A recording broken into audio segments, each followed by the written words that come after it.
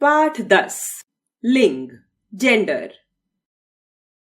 जानिए, लिंग पुरुष अथवा स्त्री जाति की पहचान कराते हैं। प्राणी या तो पुरुष नर जाति के होते हैं अथवा स्त्री मादा जाति के। परिभाषा: शब्द के जिस रूप से उसके स्त्री अथवा पुरुष जाति के होने का बोध हो उसे लिंग कहते हैं। लड़का, लड़की, पुरुष, स्त्री, शेर, शेरनी, ये सभी संज्ञाएं हैं। ये या तो पुरुष नर हैं अथवा स्त्री मादा हैं। लिंग के भेद, काइंड्स ऑफ जेंडर। हिंदी में लिंग दो प्रकार के होते हैं, एक पुल्लिंग, दो स्त्रीलिंग। एक पुल्लिंग मैस्कुलिन जेंडर, जिन शब्दों से पुरुष नर जाति का बोध हो उन्हें पुल्लिंग कहा जाता है, जैसे बालक, पुरुष, मोर, हाथी, बैल, शेर। दो स्त्रीलिंग फेमिनिन जेंडर, जिन शब्दों से स्त्री मादा जाति का बोध हो उन्हें स्त्रीलिंग कहा जाता है, जैसे बालिका, स्त्री, मोरनी, हथिनी, गाय, शेरनी। व्याकरण में प्राणियों अथवा वस्तुओं का कोई न कोई लिंग अवश्य माना जाता है।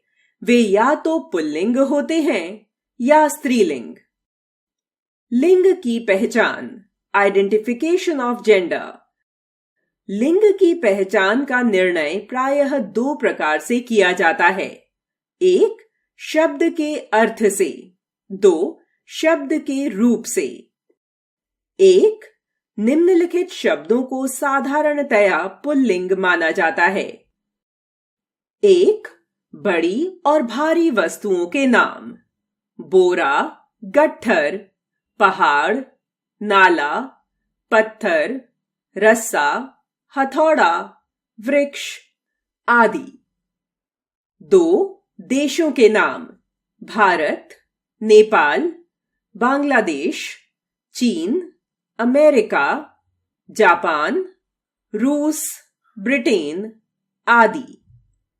तीन, नगरों के नाम, भोपाल, कानपुर, लखनऊ, उत्तर प्रदेश, गुजरात आदि।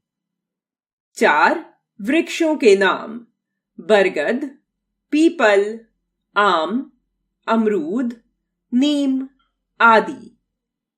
पांच, इसी प्रकार सागर, ग्रह, वर्ष, महीने, दिन, फल फूल, धातु आदि पुल्लिंग माने जाते हैं।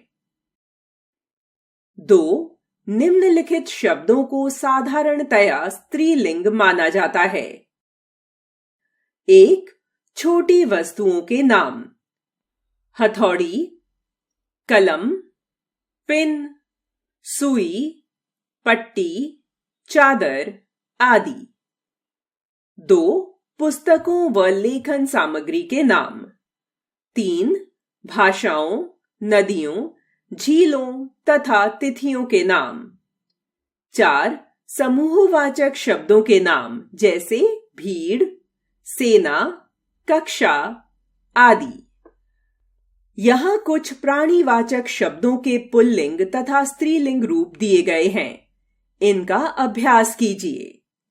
भाई पुल्लिंग, बहन स्त्रीलिंग, गायक पुल्लिंग, गायिका स्त्रीलिंग, राजा पुल्लिंग, रानी स्त्रीलिंग।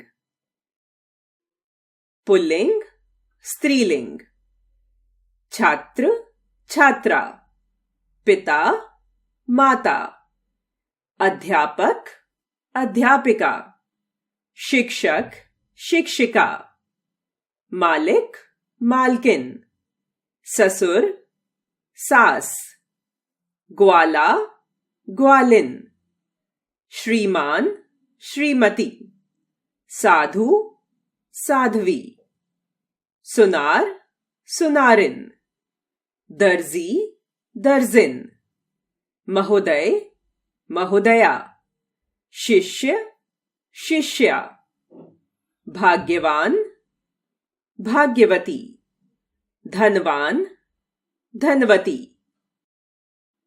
धोबी, धोबिन, माली, मालिन, देवर, देवरानी, जेठ, जेठानी, दादा, दादी, नाना, नानी, मामा, मामी, चाचा, चाची, सेवक, सेविका, नर, नारी, वर, वधू, बेटा, बेटी, पुत्र, पुत्री, भील, भीलनी, कवि, कवियत्री, धावक, पुल्लिंग, धाविका, स्त्रीलिंग, पुल्लिंग, स्त्रीलिंग, लाला, लालाइन, विद्वान, विदुषी, जाट,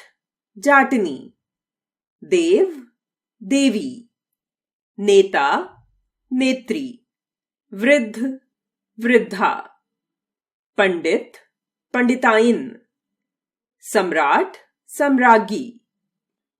व्याकरण में निर्जीव वस्तुओं को भी पुल्लिंग व स्त्रीलिंग वर्ग में रखा जाता है। इन्हें इनके शब्दों, विशेषण अथवा क्रिया से भी पहचाना जा सकता है। पुल्लिंग, स्त्रीलिंग, डिब्बा, डिबिया, लोटा, लुटिया, कटोरा, कटोरी, टोपा, टोपी, चमचा, चम्मच, पतीला, पतीली, थेला, थेली, हथौड़ा, हथौड़ी, पलंग, चारपाई, झरना, नदी, प्रकाश, रोशनी, कंबल, चादर। विशेष: कुछ प्राणीवाचक शब्द सदैव पुल्लिंग में प्रयोग किए जाते हैं। उनका स्त्रीलिंग बनाने के लिए शब्द के आगे मादा लिख दिया जाता है। इसी प्रकार कुछ शब्द सदैव स्त्रीलिंग में प्रयोग किए जाते हैं। उनका पुल्लिंग बनाने के लिए शब्द के आगे नर लिख दिया जाता है। सदैव पुल्लिंग, स्त्रीलिंग: खटमल, मादा खटमल, मच्छर, मादा मच्छर, कछुआ, मादा कछुआ, खरगोश, मादा खरगोश, भालू, मादा भालू। सदैव स्त्रीलिंग, पुल्लिंग: चिड़िया, नर चिड़िया, चील, नर चील, छिपकली, नर छिपकली, तितली, नर तितली, मछली, नर मछली।